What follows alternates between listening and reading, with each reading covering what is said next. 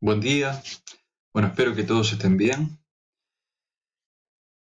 Bueno, año tras año, en el curso de analítica ambiental, eh, siempre tenemos alguna instancia, generamos alguna instancia en la cual tenemos la posibilidad de ver algunos equipos que se utilizan para determinaciones ambientales en campo. Y eso involucra poder llevarlos al salón, analizar qué miden, cómo miden, ese tipo de discusiones. Este año, vista la emergencia sanitaria, eh, tomé la decisión de generar una breve presentación al respecto de sensores electrónicos para la determinación de parámetros ambientales en sistemas acuáticos, que espero que les dé un panorama inicial básico de equipos que se usan rutinariamente en el CURE y aquí en el país para hacer este tipo de determinaciones. Es claro que eh, estos equipos te permiten, en la mayor parte de los casos, irte con el dato a la oficina y no acarrear una muestra al laboratorio que deba ser analizada a posteriori. ¿Tá? Esto tiene muchas ventajas. Eh, en algunas circunstancias solamente puede ser hecho así. Imagínense, si quisiera determinar temperatura del agua de fondo de un lago, lo tengo que determinar in situ. No hay forma de que me lleve esa muestra para determinar la temperatura luego. ¿Tá? En otros casos te dan la posibilidad de poder hacer un monitoreo, tener un paneo rápido de la situación del ambiente, y después poder profundizar en los mismos parámetros o en otros en el laboratorio. ¿Bien? Bueno, yo voy a aprovechar este año que acabamos de editar con Lucía Hurtado un libro que todavía no se ha hecho el lanzamiento oficial por el tema de la emergencia sanitaria, porque estaba previsto para la semana del 20 de marzo, que es un libro, una guía de monitoreo participativo para lagos eutróficos urbanos y que esto está dirigido a público en general y presenta algunos equipos que fueron comprados en un convenio con la Intendencia de Canelones, y que son equipos de muy buena calidad y que están disponibles para que los vecinos capacitados los utilicen. ¿Tá? Y son los mismos, en muchos casos, que nosotros utilizamos en nuestros proyectos de investigación. ¿Tá? Así que yo les voy a poner este libro a disposición. Se va a estar haciendo el lanzamiento seguramente de las plataformas electrónicas en las próximas semanas. Les pido que no le den difusión al PDF aún, pero bueno, les queda como material de respaldo para los que quieran profundizar en estas temáticas. ¿Tá? Yo tomé algunas imágenes del libro y vamos a estar analizándolas desde ahí. Particularmente del libro, el capítulo 1 no lo voy a nombrar porque es dirigido específicamente a la experiencia de monitoreo participativo. El 2 presenta los equipos, ¿tá? Ya que se refiere a cómo determinar los parámetros ambientales, y el capítulo 3 da una explicación sobre la relevancia que tiene cada parámetro ambiental de los analizados en esta experiencia. ¿Tá? Estas son las carátulas de los capítulos. Bueno, entrando en tema. Yo hace un par de minutos les comentaba que la temperatura es un parámetro básico de lo que se deben analizar en el campo. Y bueno, hay muchas formas de medir temperatura. En general, la temperatura además influye en las medidas de otras variables. Por lo tanto, un equipo que no está diseñado específicamente para medir temperatura necesita medirla para corregir otra variable, como la concentración de oxígeno. Ahora lo vamos a hablar en un rato, o el pH u otro tipo de cosas. ¿Tá? Por supuesto que hay termómetros específicos, pero en general, uno cuando va al campo o uno cuando va a la tienda a comprar equipos no compra termómetros. Compra un oxímetro que ya le da el dato de temperatura. ¿Tá? Imagínense de que si es relevante la variación espacial de esta variable de temperatura, por ejemplo, en profundidad en un lago, es relevante tener un sensor que pueda llegar al sitio en donde uno pretende determinar la temperatura y medirla allí mismo. Entonces, en general son sensores que involucran largos cables entre el sensor y el data logger con el display, con la pantallita que te dice el dato. ¿Tá? Esta gráfica que yo les pongo acá involucra la variación en profundidad, eje Y, y en el tiempo, eje X, de la temperatura en un lago, y pueden ver cómo en verano, en superficie, se registran las mayores temperaturas, ¿tá? Y en invierno, las temperaturas son las menores posibles, en el entorno de los 11-12 grados, y están bastante homogéneamente distribuidas en el eje vertical, en el cuerpo de agua. Esto tiene que ver con procesos de estratificación térmica que ocurren en verano, en donde las capas superiores del lago son más cálidas por la radiación solar, mientras las de fondo permanecen más frías. Esa diferencia de temperaturas hacen que esas dos capas de agua tengan distintas densidades, ¿tá? Y literalmente una, la de más arriba y más caliente, que es menos densa, flota sobre la otra, que es más fría, además más oscura porque la luz no llega, o no llega con mucha intensidad, llega a muy baja intensidad, y a medida que pasa el tiempo, la temporada de verano, a partir de la primavera, esas dos capas empiezan a diferenciarse químicamente. O sea que esa diferencia de temperatura que genera dos capas, dos estratos, la estratificación térmica, hace que las distintas capas empiecen a diferenciarse con el tiempo. Por ejemplo, la capa de fondo es una capa en donde se va a consumir oxígeno porque va a haber materia orgánica que se descomponga, pero no se va a producir oxígeno por fotosíntesis porque no va a haber luz suficiente. ¿Sí? Y tampoco va a haber entrada de oxígeno desde la atmósfera, porque arriba tiene una capa, otra capa de agua menos densa, pero otra capa de agua que no le posibilita interactuar con la atmósfera. Entonces, en general, este tipo de procesos de estratificación térmica sobre una base cíclica estacional hacen que los lagos en verano, en el entorno del verano, dependiendo de la latitud y la altitud, en el entorno del verano se diferencian mucho en sus características físico-químicas en lo vertical, ¿tá? Como consecuencia de las diferencias de temperatura. Imagínense que si en la capa de fondo no se produce oxígeno por fotosíntesis, no entra oxígeno desde la atmósfera porque no está en contacto, no hay mezcla con el agua que toca la atmósfera, por decirlo de alguna forma, y además se consume oxígeno. Si esa magnitud del consumo de oxígeno, si hay mucha materia orgánica para descomponer, digámoslo así, el oxígeno desaparece de esa parte del sistema y los organismos que lo necesitan para respirar no pueden estar presentes mientras allí no tengan oxígeno suficiente. Así que la temperatura es un parámetro fundamental y uno lo mide en general por su relevancia específica y lo mide con equipos que además miden otras variables. Otra de las variables que es dependiente de la temperatura es la conductividad. Esto es una de las imágenes del capítulo 2 del libro. Por supuesto que yo acá les pongo el equipo que se adquirió para esta estrategia de monitoreo participativo, pero hay muchas marcas, muchos modelos de equipos, y bueno, esto es solo un ejemplo que en su momento decidimos comprar por el balance entre calidad del equipo y precio al que lo obtuvimos, nada más que eso. Bueno, la conductividad. La conductividad involucra la capacidad de una solución acuosa del agua en conducir la corriente eléctrica. Para que pueda conducir la corriente eléctrica, es necesario que hayan iones en solución. Si fuera el agua perfectamente destilada, no habría conducción eléctrica, sería un dieléctrico, porque el agua, el H2O, no es una estructura con carga, no es una estructura iónica y por lo tanto no puede viajar en presencia de un campo eléctrico y por lo tanto no se puede conducir la electricidad. Es necesario que hayan iones en solución para que haya conducción eléctrica, ¿no? Los positivos, los cationes o los iones positivos migrarán hacia el polo negativo y los negativos hacia el polo positivo. El tema es que ese movimiento de los iones depende de la temperatura. Cuanto mayor sea la temperatura, más móviles van a ser esos iones y mayor será la conductividad. Entonces, es relevante que cuando se toma una medida de conductividad, el equipo sea capaz también de medir la temperatura y por lo tanto te va a estar informando 3 valores, a veces 2 y a veces 3, pero como máximo 3, ¿qué son? Como máximo 3 relevantes independientes, ¿no? Porque te podrían dar otros valores que son transformaciones de esos. Uno es la temperatura, otro es la conductividad medida de esa temperatura y otro es el valor de conductividad corregido a 25 grados.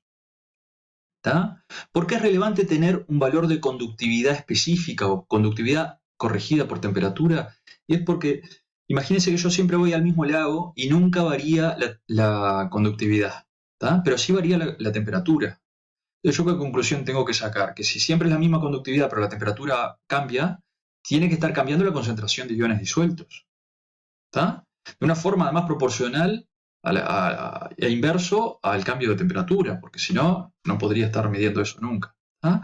O quiero comparar distintos lagos, a ver si tienen distintas cantidades de iones en solución, y voy midiendo y tengo conductividades diferentes, pero ¿y la temperatura cómo era? Porque si yo tengo en el lago C, tengo mayor conductividad, bueno, quizás eso es porque haya mayor temperatura, entonces mido mayor conductividad y no porque haya mayor concentración de iones. Para poder comparar entre lagos, yo necesito tener un valor de conductividad estandarizado por temperatura. Y se toma un valor de referencia que es 25 grados, se expresa, se transforma el dato de conductividad y temperatura en una conductividad específica, ¿tá? Y eso es muy útil para las comparaciones. ¿Por qué es relevante la conductividad? Y cuando hablamos de sistemas acuáticos dulceacuícolas, la conductividad suele ser baja, porque la cantidad de iones es baja, porque, imagínense, a ver, por antonomasia, el agua salada tiene altas concentraciones de cloruro de sodio, tiene 20, 30, 30 y pico de gramos por litro de cloruro de sodio, de sal de mesa, cloruro de sodio. Mientras en el agua dulce uno tiene unos pocos miligramos de sustancias disueltas, iónicas. Entonces, cuando vos tenés agua con muy baja conductividad, muy baja concentración de sustancias iónicas, medir la conductividad te permite saber, por ejemplo, si hubo un vertido de contaminantes, alguien fue y descargó un camión de algo y hubo un pico de conductividad, porque hay muchos más sustancias disueltas iónicas que la que uno esperaría en ese tipo de sistemas. Es un indicador de medición muy rápida, muy económica, no lleva ningún reactivo, los sensores son relativamente económicos, y bueno, uno puede tener una idea de si el sistema se está comportando como uno esperaría o cómo se comporta, como se venía comportando, si uno tiene medidas previas, o si el sistema sufrió cambios. ¿Bien? Bueno, como yo les decía, este sensor de conductividad, este es un sensor que no es sumergible y puede tomar in situ las medidas, pero si tuviera que trasladarse al fondo del lago, tendría que traer la muestra desde el fondo del lago y medir adentro del frasco que sacó. Podría tener modificaciones de temperatura esa muestra de agua al llegar a superficie y poder medirlo ahí, pero como la conductividad la voy a poder corregir por temperatura, a mí lo que me va a interesar es el dato de conductividad específica, ¿tá? Que me voy a quedar, voy a dejar registrado. La temperatura si cambia no importa porque siempre va a corregir el dato de conductividad específica por temperatura. Y bueno, y disculpen que vuelvo de vuelta atrás, este dato de conductividad específica, uno lo podría expresar como sólidos totales disueltos, ¿tá? Iónicos. No te lo dice, pero el TDS, que es sólidos totales disueltos, la sigla de sólidos totales disueltos, se refiere a sólidos totales disueltos iónicos, que son los que justifican la conductividad. Y bueno, depende qué base tomes, pero vos podrías, asumiendo cuál es la composición de esos iones, decir cuántos miligramos o microgramos o gramos de sales, de sustancias iónicas, sustancias que se ionizan por solución en agua, estaban presentes en esa mezcla, ¿tá? Pero vos necesitas tener el dato corregido por temperatura. Bueno, otra de las variables que es súper relevante es el oxígeno. La solubilidad del oxígeno también es dependiente de la temperatura, y es relevante, es un equipo que te da las dos variables. Nosotros en general se toma el dato de temperatura medido con un oxígeno en sistemas acuáticos dulceacuícolas. Este es un equipo que nosotros usamos hace varios años. Es un oxímetro de membrana. Hay varias tecnologías para la determinación de oxígeno en agua a través de una membrana que es bastante frágil. En la mayor parte de los equipos con oxímetros de membrana no puede secarse nunca porque si se seca se pierde. Que son un equipo de marca Oxiguard, de origen dinamarqués, danés, son equipos en donde la membrana se puede secar sin problema y los hace muy prácticos porque su conservación, su mantenimiento involucra mucho menos cuidado. ¿Tá? El sensor es el aparatito negro que está en la mano derecha de la foto. Y uno lo puede comprar con distintos largos de cable en función de la profundidad o la distancia en la que quiere ubicar el sensor con respecto al operador. Y el data logger te informa la concentración de oxígeno, fíjense, en miligramos por litro, en este caso 8,1 miligramos por litro. Luego te informa la temperatura en el lugar donde se ubica el sensor. Y luego te informa la concentración, el porcentaje de saturación de oxígeno en la solución acuosa, que ahora vamos a explicar un poquito más.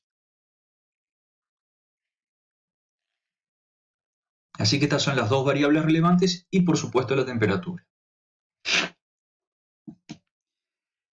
¿Por qué es la concentración de oxígeno disuelto en miligramos por litro, estamos hablando acá de oxígeno gaseoso, ¿no? O2, la molécula de oxígeno con dos átomos de oxígeno. La molécula de oxígeno que está formada por dos átomos de oxígeno. ¿Cuántos miligramos de esas moléculas habrá por litro de la solución, ¿no? En el medio acuático? Ahora, la solubilidad de ese oxígeno disminuye con el aumento de la temperatura.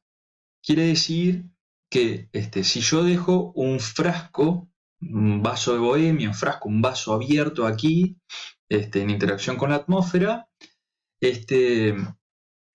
uno esperaría que la concentración de oxígeno disuelto llegue a un máximo, dado por la solubilidad del oxígeno que está en la atmósfera, ¿tá? Y ese máximo entre comillas, ahora vamos a aclarar, va a depender de la temperatura del agua. ¿Tá? Imagínense, tengo que hacer dos aclaraciones relevantes que iba a olvidar. La temperatura es relevante, la presión atmosférica es relevante. Imagínense que cuanto mayor presión atmosférica, con mayor fuerza, la atmósfera va a disolver el oxígeno en el agua. Por lo tanto, a mayor presión atmosférica, mayor concentración de oxígeno para determinada temperatura uno va a esperar en el medio acuoso. ¿Tá? Y la salinidad también es relevante. Cuando uno utiliza estos equipos que no miden presión atmosférica ni miden salinidad, tiene que informarle cuáles son esos valores tomados con otros equipos. ¿Tá? O en sistemas acuáticos, en el Uruguay, en general lo que se pone, metro sobre el nivel del mar, 0, salinidad, 0, si uno los usa en agua dulce. ¿Ok? Bueno, yo les decía, depende la concentración máxima en equilibrio de oxígeno disuelto varía con la temperatura. Por lo tanto, si nos paramos en condiciones de 30 grados centígrados, 30 grados Celsius, ¿tá? Uno esperaría aproximadamente una concentración de, aquí no se ve bien, yo tapo el número 5 del gráfico, voy a correr la cámara. Fíjense, más o menos aproximadamente 7,5 miligramos por litro sería la concentración a la cual a 30 grados la solución acuosa se satura de oxígeno. ¿Ah? Entonces si yo voy, el equipo mide 30 grados y mide 7,5 miligramos por litro de oxígeno, te va a informar de que esa solución está saturada. ¿Ah? Por lo tanto, el porcentaje de saturación va a ser el 100%.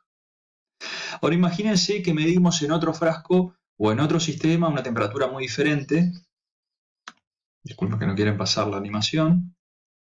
Vamos a 10 grados. La concentración de saturación a esa temperatura va a estar en el entorno de los 11 grados. ¿Está? Entonces, si yo estoy comparando valores de concentración de oxígeno, tengo valores absolutos, ¿no? Tengo 7,5 u 11. Ahora sí, a esas dos temperaturas de 10 y 30, comparo porcentajes de saturación. Esas concentraciones de 7,5 u 11 van a corresponder ambas a 100% de saturación. ¿Por qué? Porque la temperatura era diferente. ¿Está? Esto es muy relevante. ¿Por qué?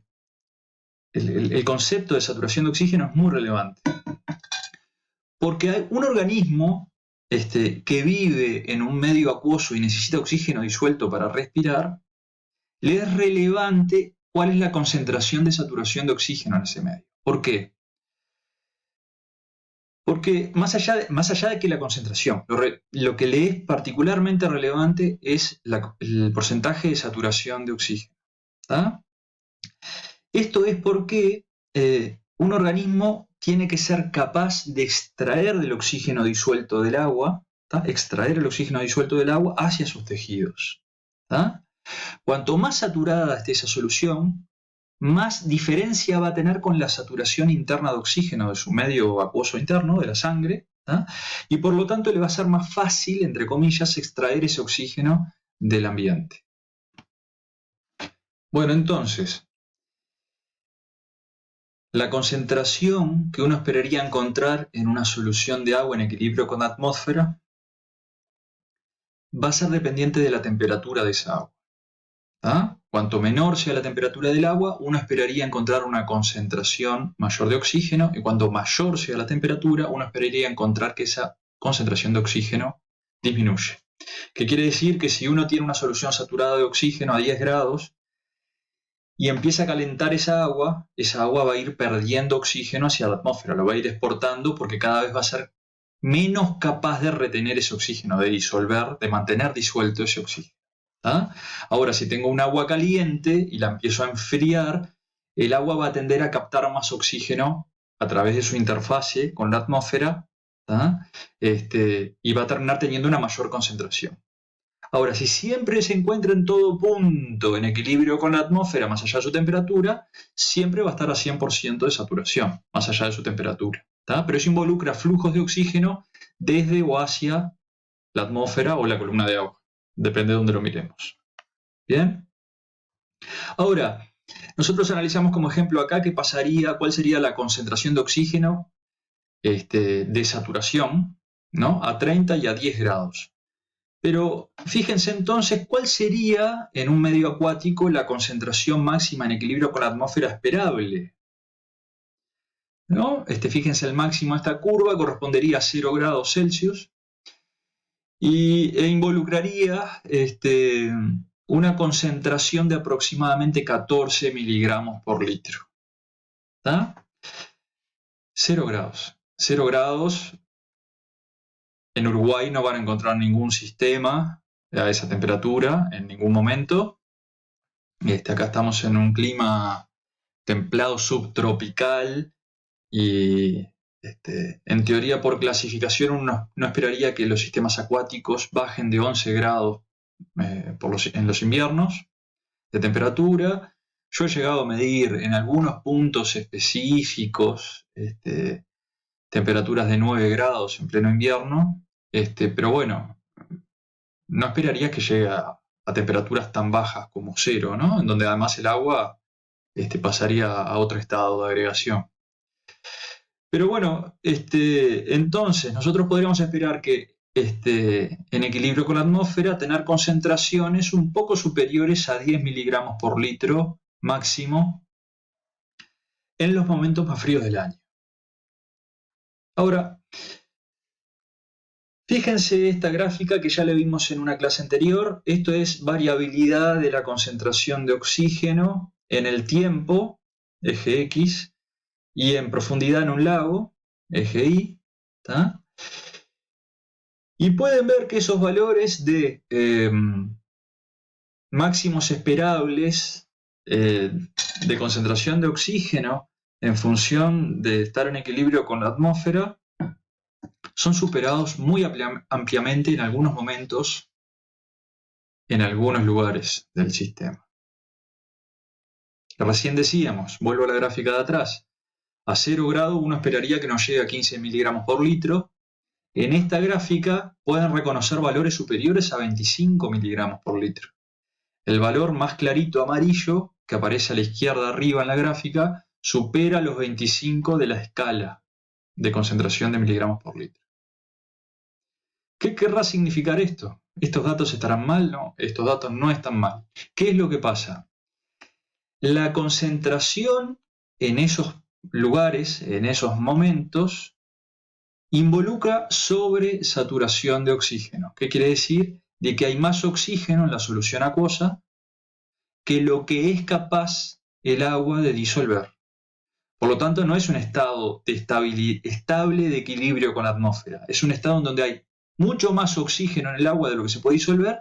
¿Y cuál va a ser el resultado? Ese oxígeno va a ser exportado, ese excedente de oxígeno en el agua del lago va a ser exportado hacia la atmósfera. A medida que ese oxígeno llegue a tocar la superficie, será mayoritariamente exportado. ¿Sí? ¿Y cuál podrá ser la causa de que esto ocurra? Y la causa es de que allí, en ese lugar y en ese momento, está ocurriendo producción de oxígeno por fotosíntesis, una gran producción de oxígeno por fotosíntesis, lo que hace aumentar mucho la concentración de oxígeno, valga la redundancia, ¿tá? Y por lo tanto comienza ese sitio a comportarse como una fuente de oxígeno. ¿Sí?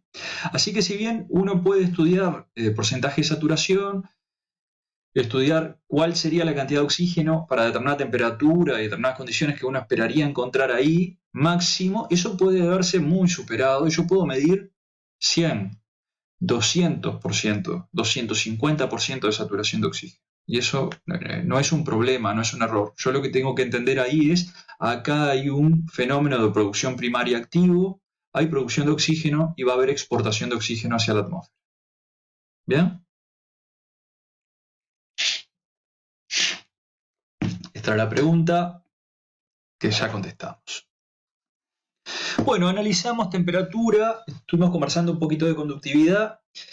Vamos a trabajar ahora sobre 3 conceptos que son fundamentales en el monitoreo de sistemas acuáticos o el monitoreo de calidad de agua y que tienen que ver con conceptos que son diferentes, que muchas veces son confundidos, que son los de transparencia, turbidez y color. Sí son conceptos fuertemente vinculados, pero no son lo mismo. Y vamos a tratar de hacer lo posible para explicarlo claramente. Bueno, la transparencia. La transparencia, en general, en limnología, en ecología acuática, en ecología de sistemas acuáticos dulceacuícolas o continentales, se mide con un equipo muy básico, muy simple y tradicional que se llama disco de Secchi, ¿tá? Disco de Secchi. El disco de Secchi es un disco de unos 20-25 milímetros de diámetro y con cuadrantes blancos y negros pintados. Uno lo que hace es, a la sombra del bote o del muelle, lo profundiza hasta que deja de verlo y ahí toma la profundidad de la piola, ¿tá? Toma la profundidad a la que quedó el disco cuando uno dejó de verlo, luego lo deja profundizar un poquito más y empieza a subirlo hasta que vuelve a verlo y toma la profundidad de vuelta, ¿tá? En general es muy parecida a la profundidad en la que uno dejó de verlo y toma el promedio de esas dos profundidades como la profundidad de la columna de agua que logró que el observador dejara de percibir visualmente el disco, ¿tá? Eso es una medida de la transparencia del agua. ¿De qué dependerá esto? Y la transparencia del agua depende de la conducción de la luz en el medio acuoso.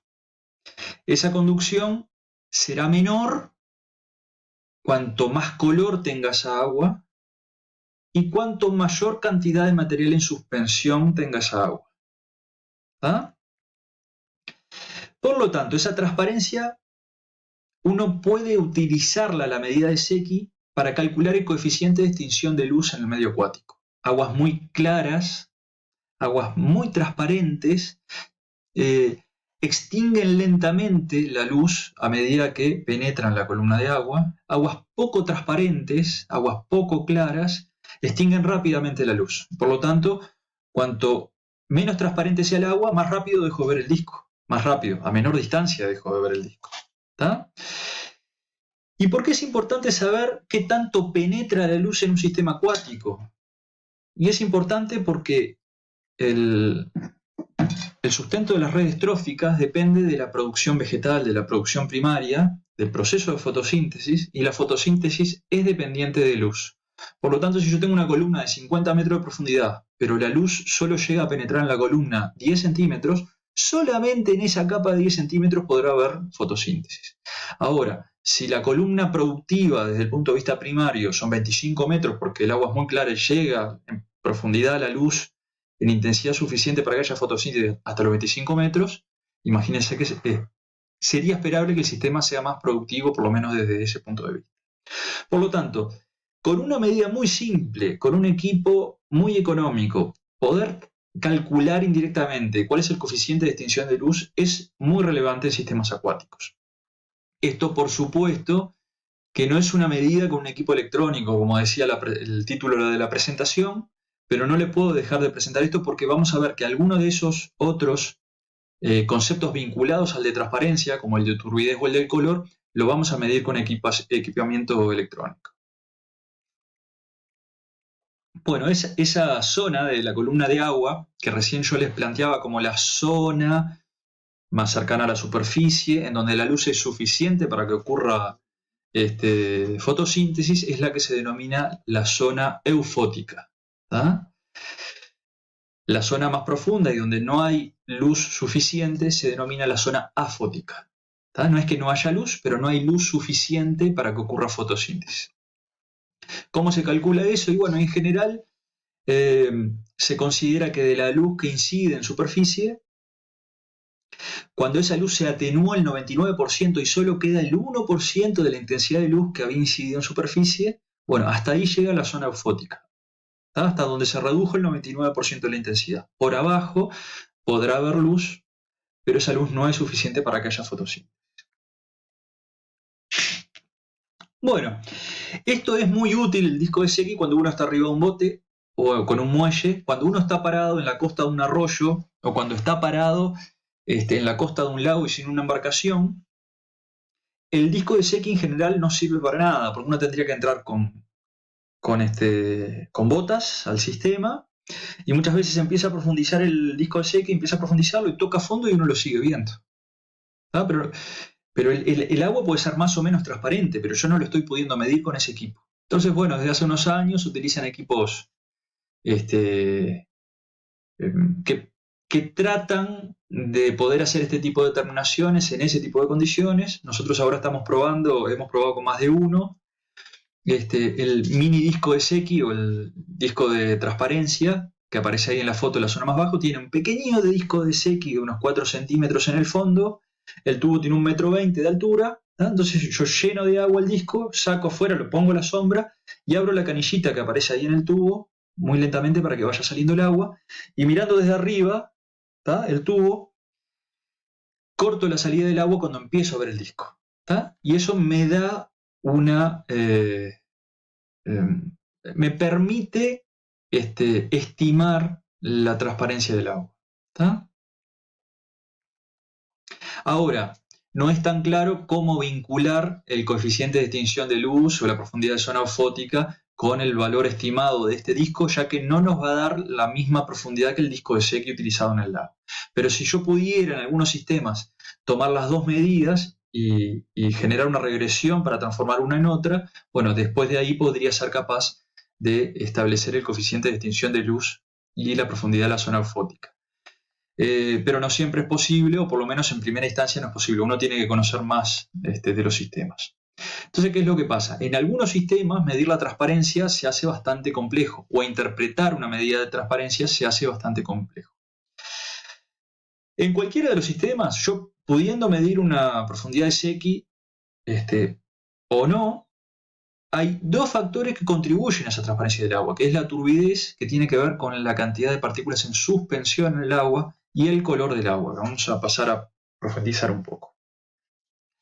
Ahora, estos dos parámetros, antes de entrar en turbidez y color, estos dos parámetros que son coeficiente de extinción de luz y zona eufótica, que yo podía calcular indirectamente con la profundidad del disco de Secchi, a través del análisis de la transparencia del agua, lo podría medir directamente con un equipo que mide intensidad de luz. ¿tá? Si yo soy capaz de medir la intensidad de luz en superficie y después ir profundizando ese sensor de luz, cuando llegue a medir el 1% de lo que había en superficie en intensidad de luz, sé que hasta esa profundidad va a llegar la zona eufótica. ¿tá? Este tipo de equipos, además, me permite analizar en profundidad diferencias en la transparencia del agua. ¿tá? Porque cuando yo hago con Secchi estoy midiendo desde arriba hacia abajo y estoy asumiendo de que toda el agua es homogénea en cuanto a su transparencia, y eso podría no ocurrir. ¿tá? Para algunas cosas eso puede ser relevante, para otras no. ¿tá? Pero bueno, este tipo de equipos, ahí en la foto está el equipo que nosotros solemos utilizar, el que se utiliza de forma estándar en todo el mundo, es un equipo de la marca Licor. Eso que parece una lamparita en realidad es un difusor blanco, y en el centro del difusor está el sensor de luz. Ese difusor lo que hace es que la luz que viene de todas las direcciones termina en ese sensor en el medio. ¿Está? No es que esto se prenda e ilumine, todo lo contrario, esto mide la intensidad de luz. Por supuesto que esto te da una medida directa del coeficiente de extinción de luz y una medida directa de la profundidad de la zona eufótica. Son equipos bastante más caros que un disco de Secchi, un poco complejos de analizar porque, por ejemplo, imagínense algo que pasa siempre en el campo. Yo me subo al bote y están pasando nubes, ¿no? Entonces mido la intensidad de luz en superficie y cuando voy a tratar de detectar a qué profundidad llega el 1% de esa luz incidente, aparece una nube y me tapa el sol. Por lo tanto, lo que estoy midiendo allá abajo ya no es la atenuación de la luz por la falta de transparencia o la baja transparencia de la columna de agua, sino que es la atenuación de la luz por la nube. Entonces tengo que esperar que el cielo esté completamente despejado o tener un sensor que me tome medidas en superficie y de fondo al mismo tiempo. Es bastante trabajoso, la verdad lleva bastante tiempo. Pero si uno necesita medir esto en detalle, este es el equipo. Bueno, además está decir de que la distribución de la luz en el agua está muy vinculado con las modificaciones o la heterogeneidad de la temperatura en el sistema. ¿Por qué? Porque el origen de la luz y el origen del calor que fluye hacia el ecosistema es el mismo, es el sol, ¿no? Cuando está muy iluminado, el sistema está siendo muy calentado. Entonces, las zonas más calientes uno esperaría que fuesen más iluminadas. En verano es muy claro, en superficie, mucha luz, alta temperatura. En invierno la irradiancia solar es menor, las horas de sol son menores, menor temperatura, menor cantidad de luz también. Bueno, entonces, yo les planteaba la medida de la transparencia, las medidas de luz directas, y vimos que eran conceptos que están vinculados, ¿no? Cuanto mayor atenuación de la luz en la columna de agua, menos va a penetrar la luz necesaria como para generar fotosíntesis, suficiente para generar fotosíntesis, ¿no? La profundidad de la zona eufótica va a ser más finita a medida que la transparencia del agua sea menor. ¿Está? Bueno, pero ¿cuáles son los factores causantes de esa transparencia? Yo ya les comentaba que la transparencia depende de la cantidad de partículas en suspensión en el agua. Eso se mide como turbidez. Un agua turbia es un agua que tiene partículas en suspensión. Ahora, esas partículas en suspensión, además de darle turbidez al agua, le pueden aportar al color del agua. Cuando yo voy y agarro una muestra, un frasco y lo miro, le voy a poder estar describiendo un color. Yo le puedo decir es verde, es marrón. Ahora, ese color de esa muestra de agua bruta que yo estoy tomando depende de lo que tenga en suspensión y que le aporte a la turbidez y de lo que tenga disuelto que no aporta a la turbidez pero aporta al color. ¿Me explico?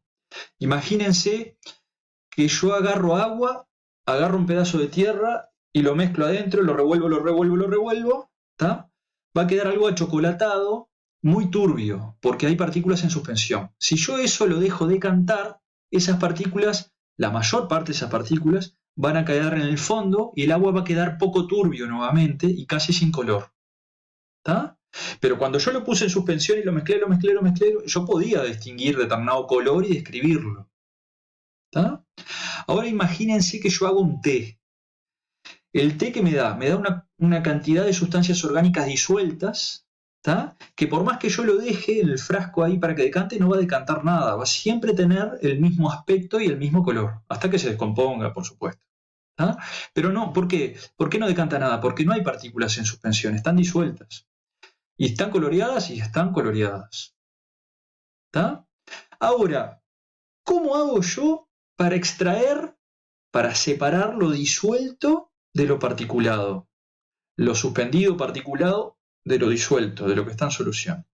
Y debería tener un filtro lo suficientemente fino su poro para distinguir entre una cosa y la otra. Desde el punto de vista teórico, el tamaño del agujero del poro debería ser de 0,45 micras. ¿Tá? Una micra es la milésima parte de un milímetro, así que 0,45 de una milésima parte de un milímetro o de una millonésima parte de un metro. ¿Tá? Todo lo que pase por un poro de ese tamaño va a ser moléculas de agua y las cosas que están disueltas en el agua, y todo lo que quede retenido en el filtro va a ser lo que estaba en suspensión. ¿Tá? Entonces yo ahí podría separar lo que estaba suspendido en el agua, lo que le daba turbidez y le aportaba el color, de lo que estaba disuelto. ¿Tá? Entonces fíjese en esta figurita, ahí me podría quedar en el agua con las sustancias que le daban color por estar disueltas allí. ¿Tá? Si yo soy capaz de medir el color de esa solución acuosa sin nada en suspensión, yo voy a poder determinar el color verdadero, lo que se llama el color verdadero del agua. ¿Tá? Color verdadero de esa solución acuosa.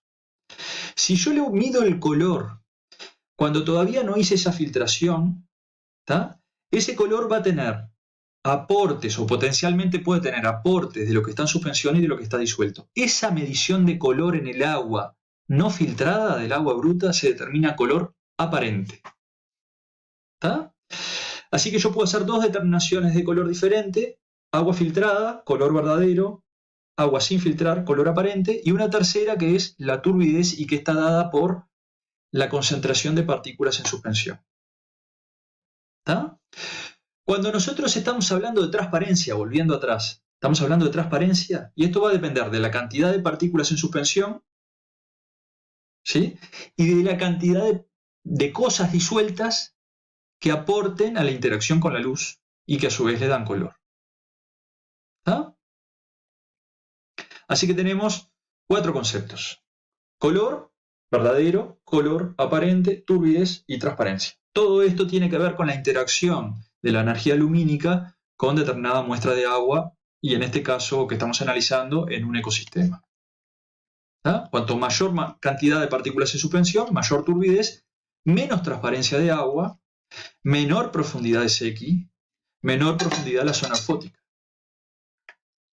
Cuanto mayor cantidad de sustancias coloreadas disueltas, mayor color en la solución del agua, mayor color, mayor intercepción de la luz, menor transparencia, menor profundidad de sequi, menor profundidad de la zona fótica. ¿Tá? Si además tengo un agua con mucho color verdadero y alta turbidez, tendré aguas muy oscuras. ¿Sí? Pero bueno, depende qué es lo que haya en el agua. Puede ser que la turbidez sean células, sea fitoplancton, microorganismos verdes, fotosintéticos, que le den un color verde al agua. El color aparente es verde, ¿tá? Porque ¿qué? Es clorofila A. ¿Tá? Ahora yo pongo un filtro y saco todo lo particulado, todas las células, que por supuesto no están disueltas porque son muy grandes, mucho más grandes que 0,45 micras, saco todas las células y el color verdadero es 0. En un caso ideal, ¿no? Yo me estoy quedando con la turbidez, le daba color, las células en suspensión le daban color a esa muestra de agua. Si yo las retengo en un filtro, el agua que pasa el filtro no tiene color.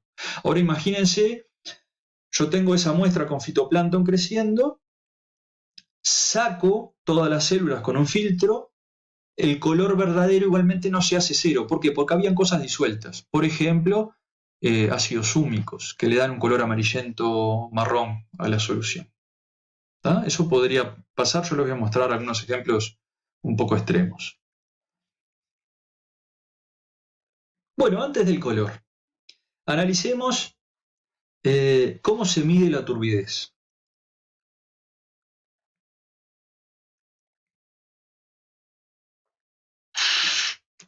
Mate un poco largo. Bueno, acá tenemos 2 vasos de bohemia con agua. En este experimento, lo que se hizo fue iluminar con un haz de luz bastante concentrado ambos frascos, y pueden ver que en el frasco de la derecha es muy claro el pasaje del haz de luz, y en el frasco de la izquierda casi no se percibe nada. ¿A qué se debe esto? Que en el frasco de la derecha hay un conjunto importante de partículas en suspensión que son capaces de reflejar la luz. Mientras cuando uno no tiene material en suspensión, todo lo que esté en el agua esté disuelto, va a ocurrir lo de la izquierda. Esas partículas no van a ser capaces de interactuar reflejando la luz. ¿Se entiende? Esto es lo mismo que cuando uno está en un cuarto muy oscuro, con una persiana baja, y el sol afuera entra solo por una rendijita, uno ve el haz de luz, claro, y ve las partículas de polvo pasando. ¿Por qué las ve? Porque son capaces de reflejar esas partículas en suspensión en el aire, son capaces de reflejar la luz y hacer que uno pueda verlas. ¿Está? En esas condiciones uno las puede percibir. Ese efecto que se llama efecto Tyndall es el mismo que se utiliza para medir la turbidez, porque la intensidad de la luz reflejada es proporcional a la cantidad de partículas que hay en suspensión. ¿Está? Entonces, ¿cuál es la lógica para determinar la turbidez? Es un equipo en donde uno pone una celdita con la muestra sin filtrar. Hay un haz de luz emitido a través de la muestra y el sensor está a 90 grados midiendo la intensidad de luz reflejada. ¿Está? Igual que nosotros como observadores con respecto a este frasco de la derecha. Si yo estuviera midiendo turbidez en el vaso de bohemia de la derecha, la turbidez sería mucho mayor que en el frasco de la izquierda, ¿tá? Porque la intensidad de la luz reflejada a 90 grados con respecto a su ángulo de incidencia va a ser mucho mayor. ¿Bien? Bueno, antes de pasar al concepto de filtración, hay equipos de campo, ahora vamos a ver el equipo que se utiliza para determinar color. Ese mismo equipo que se utiliza para determinar color se puede utilizar para medir turbidez y otros parámetros. ¿Tá? Hay varios sensores, son todos sensores ópticos, porque lo que está haciendo es midiendo la cantidad de luz reflejada en determinado ángulo. ¿Tá? Ahora les muestro el equipo. Bueno, ¿qué hago yo para poder medir color verdadero? Para medir color verdadero tengo que filtrar mi muestra de agua, ya se los comentaba. También podría hacer lo siguiente, y esto se lo comenté en una clase anterior, podría medir la cantidad de suspensión midiendo la masa de material que acumula el filtro. Si yo tengo ahí en la foto, ven un portafiltro, luego ven el portafiltro donde ya se ubicó un filtro blanco, eso es un filtro de fibra de vidrio que no, a 500 grados no hace combustión, no se quema, no es papel, parece papel pero no lo es fibra de vidrio. Si yo paso el agua, como en este procedimiento, a través del filtro, todo lo particulado va a quedar en él. Si yo seco el filtro y lo peso, puedo estimar cuántos miligramos de materia particulada quedaron retenidas y expresarlo en función del volumen que yo pasé por ese filtro. Entonces yo digo, bueno, acá si se retuvo 1 miligramo y pasé 1 litro por el filtro, la concentración de sólidos en suspensión en esas muestras de agua es de 1 miligramo por litro. ¿Está? Fíjense en esta foto, esto es un lago de Ciudad de la Costa. Fíjense que el filtro empieza a quedar verde, sobre todo en los costados. ¿Esto qué quiere decir, verde? Que lo que se está reteniendo ahí es fitoplancton, son algas o cianobacterias, ¿tá? Microscópicas, que le aportan al color, pero también le aportan a la turbidez de la muestra de agua. ¿Tá? Entonces, esto yo ya se lo comenté cuando hicimos el análisis de diseño de muestreo y tratamos de ver si una muestra cumplía o no cumplía la normativa, que yo podía estimar así la cantidad de material en suspensión que provoca turbidez en el agua, pero esto no era lo que estaba establecido en la normativa. ¿Tá? Pero lo puedo hacer así, esto es el factor causante de la turbidez. Fíjense, pues, diferentes filtros con diferentes aspectos. El de la izquierda arriba es el filtro que se obtuvo luego de pasar agua de un sistema en donde había poco fitoplancton. Se pasó mucha agua y se acumuló muy poquito material en suspensión. En el de abajo, el segundo, pueden verse algunos organismos zooplanctónicos, ven como unas burbujitas pequeñitas, eso ya no es fitoplancton, es zooplancton. Son los organismos filtradores que se alimentan del fitoplancton. El fitoplancton no puede llegar a percibirse a simple vista, es microscópico. Pero es muy claro que ese sistema era mucho más productivo, ¿no? Tenía una acumulación de fitoplancton y además zooplancton. Y yo mirándolo así, a ver, sabiendo cuánta agua tuvo que pasar para saturar el filtro, tengo una idea de cuál era la carga, una idea subjetiva. Después lo llevo al laboratorio y lo mido bien, pero tengo una idea subjetiva de qué tan productivo era el sistema o qué tan cargado de material en suspensión estaba la muestra de agua y qué tan turbia era.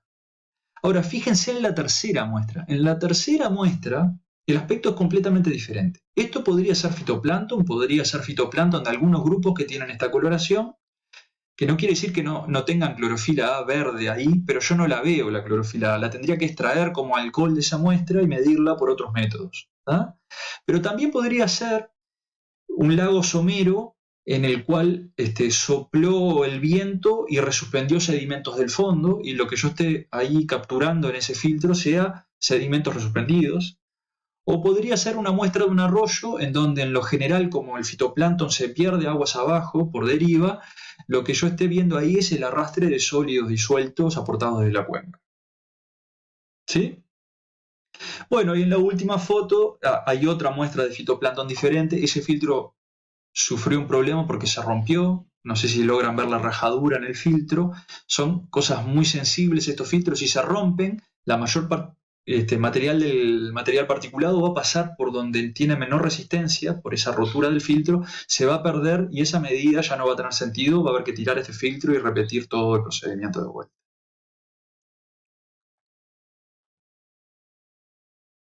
Bueno, voy a mover la cámara de vuelta. Fíjense en estos ejemplos. Estos son determinaciones de Secchi.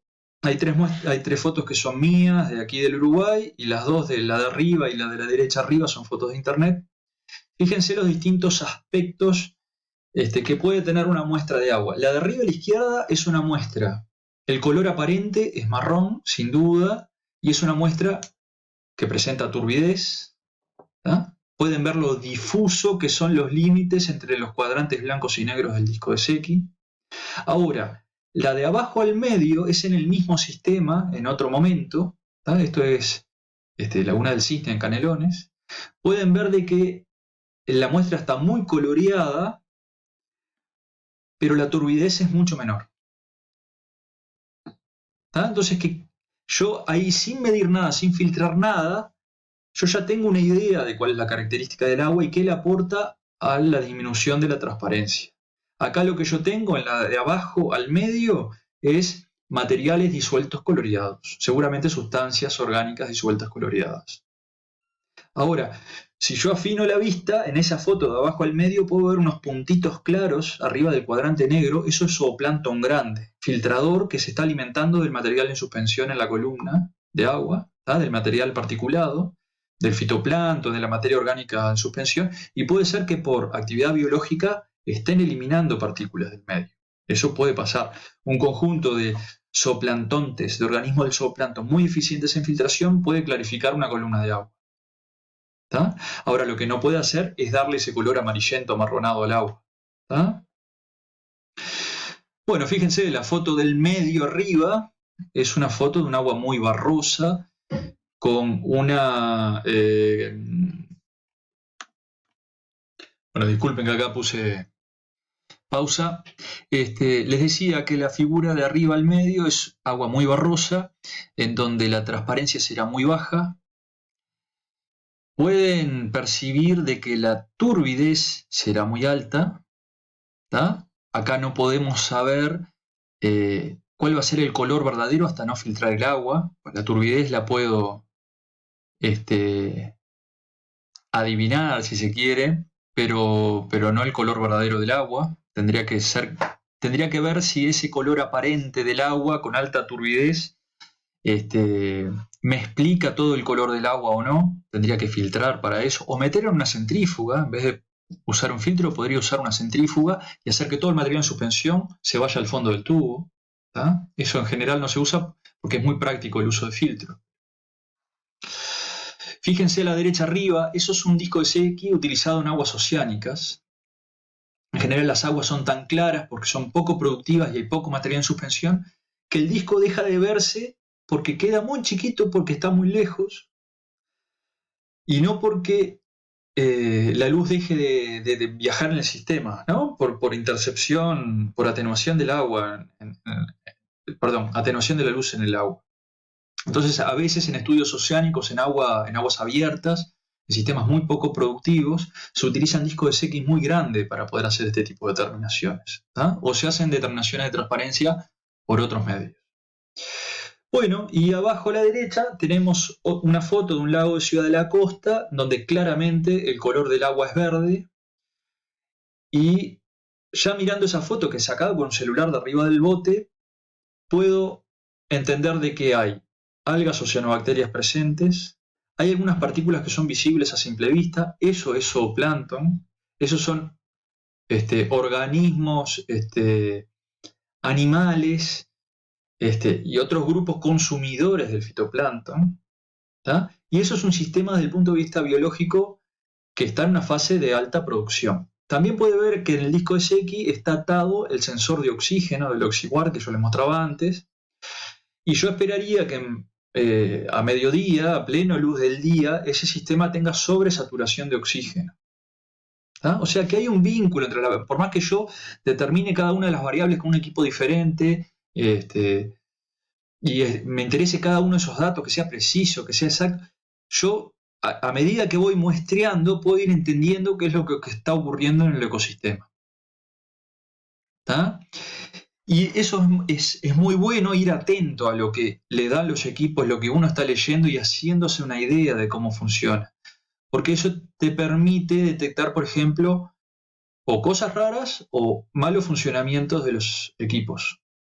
¿Tá? Hay que estar atento, no hay que ir acríticamente a levantar números al campo y volverse después, porque después va a ser muy tarde para corregir nada. Imagínense en este sistema, este es hace 2 o 3 años, en otro lago de Ciudad de la Costa. Estos son colegas que estuvimos realizando un muestreo.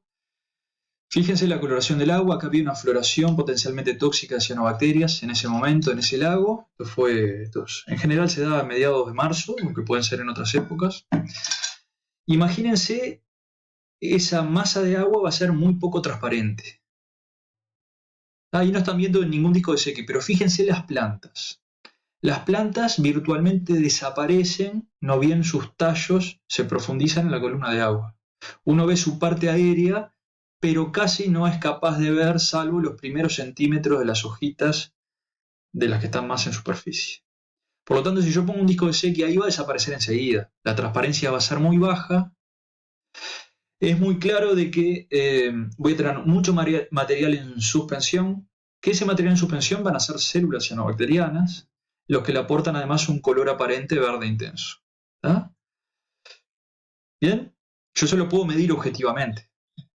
Qué tan intenso era el color, cuánto era la turbidez, cuánto era la transparencia. Lo puedo medir con los equipos, pero yo me paro en la costa del lago y ya tengo una idea, ¿tá? De qué es lo que está pasando allí.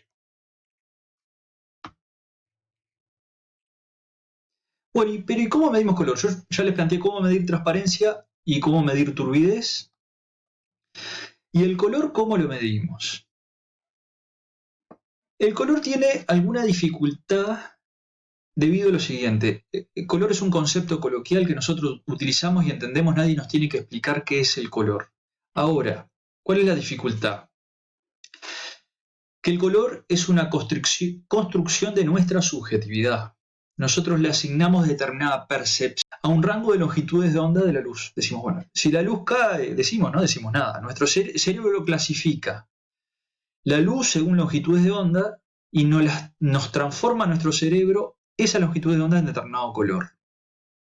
No hay un equipo que sea capaz de percibir como si fuese un cerebro humano y decir, bueno, este es el color de esta mezcla compleja de sustancias suspendidas y disueltas en una muestra de agua.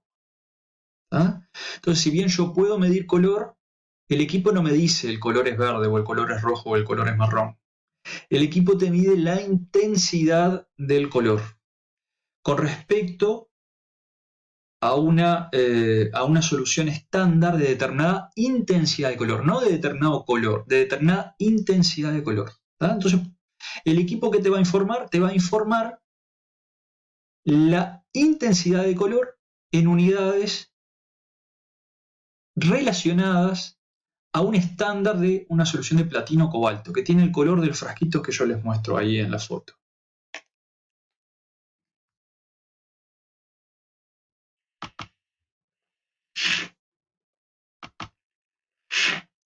Bien.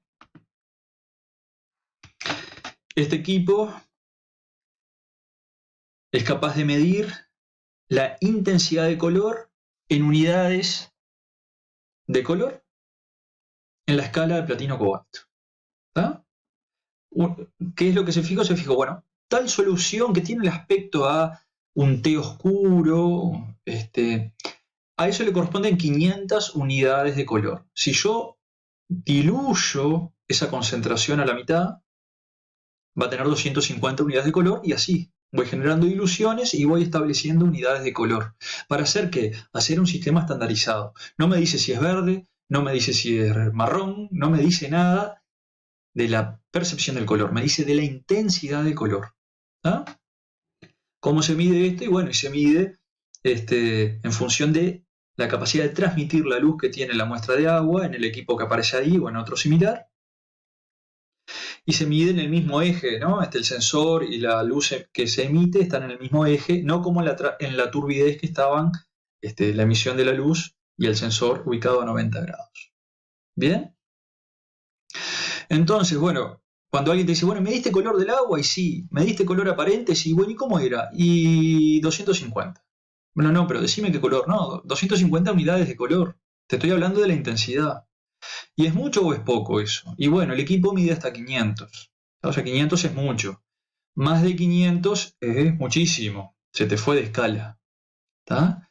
A veces yo tengo que diluir. Yo voy a Laguna del Cisne, en Canelones, que es un sistema con el agua, con un color verdadero muy alto. ¿Esto qué quiere decir? El agua es muy roja. Voy para atrás. Si me deja la presentación. El agua del Cisne es el agua de abajo al medio. El agua rojiza esa. Ese disco estaba a 10 centímetros de profundidad, no, a 5 centímetros de profundidad. Fíjense ahí la piola que se ve al nivel del agua. A muy poquita de profundidad. Yo lo profundizo y el disco, lo que ahí se ve amarillo naranja, pasa a verse rojo, intenso, como si fuera Coca-Cola. ¿Está? Y fíjense que no es turbidez mayoritariamente, es lo que está disuelto. ¿Y qué es esto? Este es el aporte de sustancias orgánicas de composición vegetal que provienen de un humedal. ¿Tá? Y hay veces que yo voy cuando el agua está baja y eso está muy concentrado y mido 1200 de color. ¿Y qué tengo que hacer? Tengo que diluir la muestra del agua con agua destilada, medir color, si lo diluí 3 veces y medí 200, bueno, el valor será de 600, tengo que multiplicar esa concentración por 3. ¿Está? Bueno, yo puedo poner en esta celda, en este equipo que mide color, puedo medir el agua sin filtrar, y la determinación de unidades de color van a corresponder al color aparente, o puedo poner el agua ya que pasó por un filtro y tener el color verdadero, ¿tá? La intensidad de color verdadero. Podría tener una carta de colores, un libro con toda una clasificación de colores y comparar la muestra de agua con cada uno de ellos o el filtro. Es bastante dificultoso, no es muy subjetivo ese tipo de determinaciones. En suelo funciona muy bien. En agua no suelen funcionar bien y no suelen utilizarse.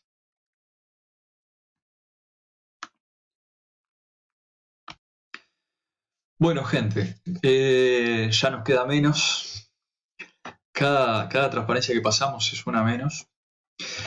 Bueno, en este punto, y a forma de repaso globalizador de estos conceptos, nosotros tenemos el concepto de transparencia que es globalizador, que involucra cuál es el coeficiente de distinción de la luz al viajar en un medio acuoso, ¿tá? Y esto es relevante ecosistémicamente y ambientalmente porque nos puede decir hasta qué profundidad llega la luz capaz de hacer fotosíntesis en un sistema. Esto nos puede informar, por ejemplo, es hasta qué profundidad podría encontrar yo plantas, ¿tá? Porque si una semilla brota en el fondo de un lago, en los sedimentos de un lago, tiene que tener luz para generar fotosíntesis. Si esa semilla queda a una profundidad mayor a la que no le llega luz suficiente, no podrá germinar allí y desarrollarse. ¿Tá? Transparencia. Tiene que ver con cantidad de luz transmitida en el agua. Eso depende de dos factores. Depende del factor cantidad de partículas disueltas y cantidad de partículas en suspensión. ¿Tá? La cantidad de partículas en suspensión yo lo puedo medir como masa acumulada en un filtro, ¿tá? O lo puedo medir como turbidez. Una es una determinación directa de la cantidad en masa por litro de partículas y la otra es una medida de las características ópticas que gana el agua al tener material en suspensión, la turbidez. ¿Tá? A su vez, al agua sin filtrar o al agua ya filtrada le puedo medir la intensidad de color y tengo los datos de salida de color aparente y color verdadero. ¿Bien? Imagínense que yo voy a un sistema y mido un color aparente de 400 y un color verdadero ya filtrado de 390. ¿Qué conclusión saco? Es que la mayor parte del color de la muestra está dado por sustancias disueltas. Y solamente 10 de 400 es lo que aporta el color, el material en suspensión. Ahora, si yo voy y mido 200 de color aparente y 100 de color verdadero, quiere decir que aportan lo mismo lo que está disuelto al color, ¿no? Que lo que está en suspensión. ¿Bien? En general uno va, saca la muestra, la observa críticamente y ya tiene una idea de lo que puede estar pasando. Pero estos equipos y estas metodologías te permiten tener un dato confiable, exacto y preciso. Bueno, muy bien. Vamos hacia los últimos parámetros ambientales que vamos a analizar. El que sigue es el pH. El pH hace referencia a... nosotros ya lo comentamos en la clase previa, a una medida del nivel de acidez o basicidad de la solución acuosa. Se mide con un pHímetro. El pHímetro tiene una membrana que aparece aquí, que aparece aquí en el sensor y es capaz de medir la concentración de hidrogeniones en la muestra, ¿tá? De agua. La escala va de 0 a 14, siendo los pH menores a 7 ácidos, los mayores a 7 básicos o alcalinos, y el pH de 7 correspondiente a la neutralidad. Este es el tipo de equipos que se suelen utilizar. Por supuesto que hay mucha variación de pHímetros. Fíjense, si bien acá no se ve claramente, la determinación de pH también es dependiente de la temperatura, así que este equipo también te informa la temperatura. Hay un concepto que es vinculado al pH, pero que no es lo mismo, aunque este concepto yo recién lo nombré y se utiliza con dos sentidos diferentes, ¿no? Porque alcalinidad se utiliza como sinónimo de basicidad, ¿tá? Algo alcalino es algo básico, pero yo puedo hacer una determinación directa de la alcalinidad de una muestra de agua. Y esto tiene una pequeña diferencia y que involucra conocer cuál es la cantidad total de bases que están disueltas en una muestra de agua, ¿tá? Y no se da únicamente por medir el pH de la muestra de agua. Yo lo que tengo que hacer es algo así como una titulación que involucra ir poniendo un reactivo, ¿tá? Y midiendo el pH de la solución. Y lo que me voy a quedar es cuál es el volumen de ese reactivo, de un ácido, que yo le pongo la solución para llegar hasta determinado pH. ¿Tá? Entonces después, geométricamente, puedo establecer cuál era la concentración de bases presentes en esa muestra de agua, ¿tá? Y eso es relevante porque si yo le tuve que poner mucho reactivo, mucho ácido a esa muestra para llegar a determinado pH, quiere decir que había muchas bases en solución. Por lo tanto, ese sistema no va a ser demasiado sensible a la contaminación ácida. Si yo con 2 o 3 gotitas de ácido ya bajé mucho el pH rápidamente, había muy pocas bases en solución y por lo tanto ese sistema va a ser muy susceptible a la contaminación ácida. ¿Tá? En un medio acuático, la mayor parte de las bases en solución, en un medio acuático dulce acuícola, debo aclarar, la mayor parte de las bases en solución están dadas por el equilibrio de carbónico-carbonatos, ácido carbónico, bicarbonato, carbonatos. y eso es muy relevante para la productividad del sistema y ahora no vamos a profundizar en eso, pero a los que le interese, en el libro de referencia, esta foto es una de las fotos del libro, pueden leer un poco al respecto. ¿Tá? En general lo que hacemos nosotros en el proyecto de investigación es armar una bureta, poner la solución de ácido, poner abajo un volumen conocido de la muestra de agua, echarle un reactivo indicador e ir echando ácido, que es un ácido sulfúrico muy diluido, a concentración conocida, hasta que cambia el color del reactivo indicador, lo que nos indica que llegamos a determinado pH. Eso para un proyecto de monitoreo participativo con vecinos, como este del libro, es muy poco práctico, son equipos trabajosos de transportar, frágiles, uno trabaja con ácidos, entonces buscamos una alternativa y lo que estamos utilizando es un comparador de colores como el que aparece acá en la foto, en donde uno tiene una escala de color plástico, que es el que aparece en la ventanita de la izquierda de color azul, y tiene que girar la rueda hasta que el color de las dos ventanitas queda idéntico, y ahí lee abajo cuál es la alcalinidad de la muestra. ¿Está? Bueno, muy bien. pH, alcalinidad. Otro tipo de equipo que es prácticamente el último, penúltimo que vamos a nombrar, son equipos que son capaces de determinar en campo la concentración de pigmentos dentro de las células del fitoplancton. ¿Tá? Esto no mide la luz transmitida en una celda de agua ni reflejada, lo que mide es fluorescencia. Y esto involucra que el equipo es capaz de emitir un haz de luz de una longitud de onda, de un color exactamente establecido a la muestra de agua, en donde los pigmentos presentes allí, los pigmentos de las células de fitoplancton presentes allí, como la clorofila o la ficocianina, excitan sus electrones a otro nivel energético y cuando esos electrónicos decaen a su nivel de base, emiten un haz de luz con otras características ópticas, con otro color, con otra longitud de onda. ¿Qué es lo que mide el equipo? O sea, emite luz de un color, pero está midiendo cuánta luz de otro color diferente es emitida por la muestra. ¿Está?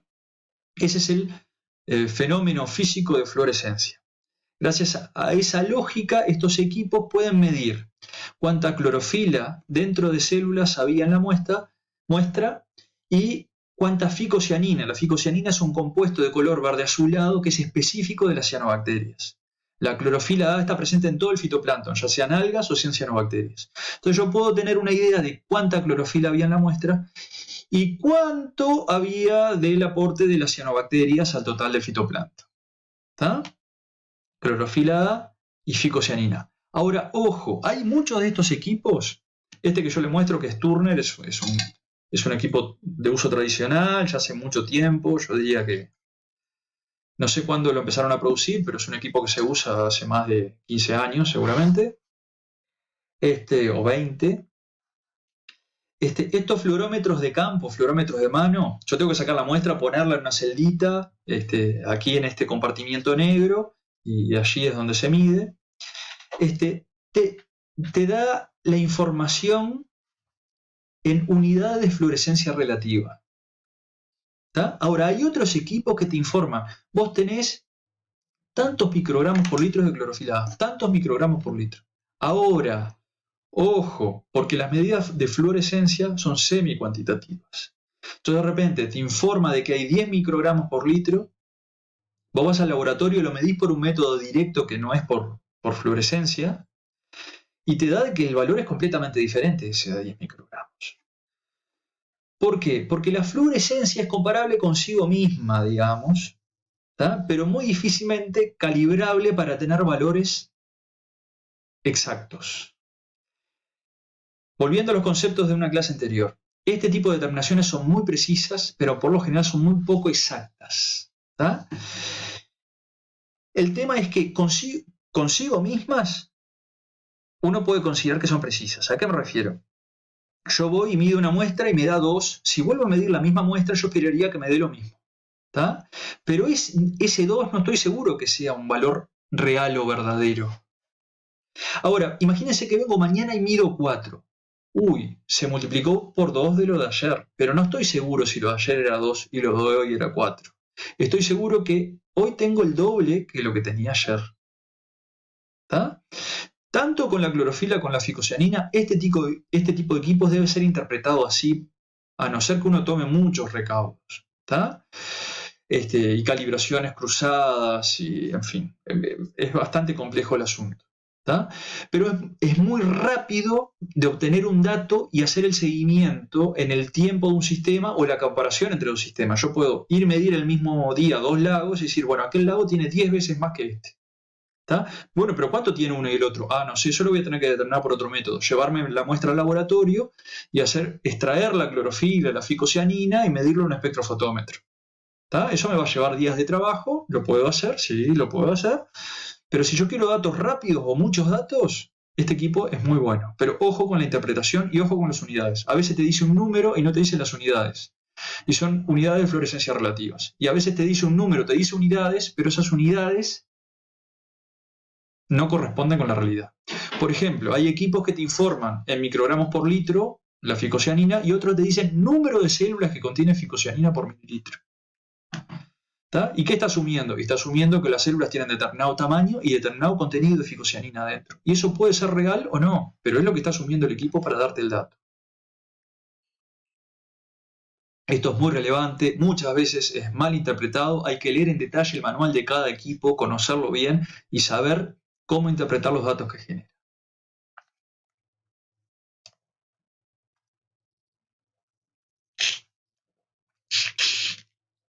Bien. Bueno, y por último le voy a hacer la mención a equipos que son capaces de integrar un conjunto amplio de sensores y de parámetros ambientales que son capaces de determinar. Esta sonda, por supuesto que hay muchas marcas y muchos modelos. Estas son las sondas que nosotros venimos utilizando hace 10 años.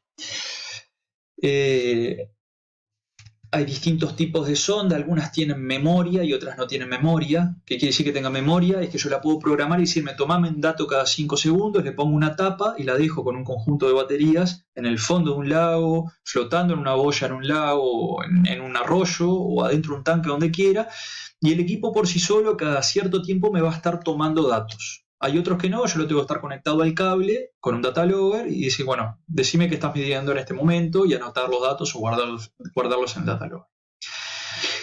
Estos equipos ya fueron descontinuados, esta marca en particular ya tiene modelos nuevos, con otras características, pero yo puedo elegir para una sonda de datos qué sensores le instalo, para qué variables. ¿Tá? En general, estas sondas vienen ya instaladas con su sensor de temperatura único. Como yo les decía, hay muchos de estos parámetros ambientales que necesitan ser corregidos por temperatura, si no todos. Y bueno, uno debe tener la determinación de temperatura y bueno, los sensores de temperatura ya vienen integrados en la sonda. Te venden la sonda con el sensor de temperatura. Se le puede instalar conductividad, que es el sensor que aparece acá abajo, temperatura y conductividad, sensores de pH o similares a pH. Y luego tenemos este tipo de sensores que son sensores ópticos. Tenemos, por ejemplo, estas estructuras negra, blanca o naranja que están en la punta son limpiadores automáticos. Como son sensores ópticos, si uno los deja instalados en un sistema acuático, le empiezan a crecer cosas arriba, a ensuciarse, y las lecturas empiezan a modificarse por lo que se llama fouling, por esas estructuras biológicas que se desarrollan arriba de los sensores. Entonces, antes de una lectura, o depende cómo lo programe uno, una vez por día, lo que fuera, ese sistema tiene un motorcito que pasa por delante del sensor y con la esponjita blanca lo limpia. Pasa por un lado, pasa para el otro y luego toma la medida. ¿Tá? Hay otros equipos que tienen cepillos que pasan por delante de los sensores antes de las medidas. ¿Tá? Luego yo les voy a mostrar alguna foto. Bueno, la que aparece con la estructura naranja es el sensor de clorofila A, similar al que les mostraba yo recién en el fluorómetro de mano. Esto es un sensor fluorométrico que en vez de que además de darte la medida en unidades de fluorescencia relativa, te la da en microgramos por litro de clorofila A. Ojo con esas unidades, como les decía. En general, otro de los sensores, el de al lado, se utiliza para ficocianina, te da una determinación de la variación de los contenidos de cianobacterias en el medio acuático. Hay sensores ópticos de turbidez, ¿tá? Luz, sensor, vos ves dos ventanitas. ¿Tá? Pero ¿cómo se da eso? Emite en este sentido y en este sentido se mide. ¿Tá? Y el que tiene una ventanita roja redonda más grande, este de aquí es un sensor de oxígeno. óptico, no de membrana como el Oxiguar que yo les mostraba hoy, sino óptico, que es lo que hace, emite una luz que hace reaccionar al oxígeno, lo transforma en superóxido, y el superóxido tiene unas características ópticas que es capaz de medir este sensor. ¿Está? Vieron que es un 6600 B2.4, dice ahí, ese 4 quiere decir que uno le puede instalar hasta 4 sensores ópticos. ¿Ah? Hay otros que vienen con 2 puertos para sensores ópticos, hay otros que vienen con un puerto para sensor óptico. Uno depende de lo que necesite y la plata que tenga, lo que es capaz de comprar y instalar en un sensor. ¿Tá? Podría ponerle sensores para nitrato, para amonio, en general no son muy confiables este tipo de sensores. Yo les decía pH, potencial de oxidorreducción, rodamina, y por ahí se van acabando. No hay un gran número de sensores que puedan ser instalados en este tipo de sondas. ¿Tá? Pero bueno, este tipo de equipos que son muy costosos, en general facilitan mucho el trabajo y te permiten obtener información en una cantidad y en una frecuencia que sería imposible por ningún otro método. Y la próxima presentación nos vamos a referir a eso, al monitoreo automatizado de sistemas acuáticos. ¿Bien? Bueno, esta sonda entonces yo les decía que mide un conjunto muy amplio de variables y muchos de estos sensores te informan más de una variable, ¿no? Por ejemplo, conductividad te da la conductividad medida y la conductividad específica que ya explicamos, y además, asumiendo su composición, te da el total de sólidos disueltos iónicos. ¿Tá? Te da un montón de variables. El oxígeno disuelto te da la concentración de oxígeno disuelto y además te da el porcentaje de saturación de oxígeno. ¿Tá? Y además este tipo de sondas muchas veces lo que tienes es un sensor de presión que te informa el nivel de la columna de agua por arriba de la sonda. ¿Bien? Bueno, gente, ha sido todo por este tema. Nos vemos en la próxima. Gracias por la paciencia.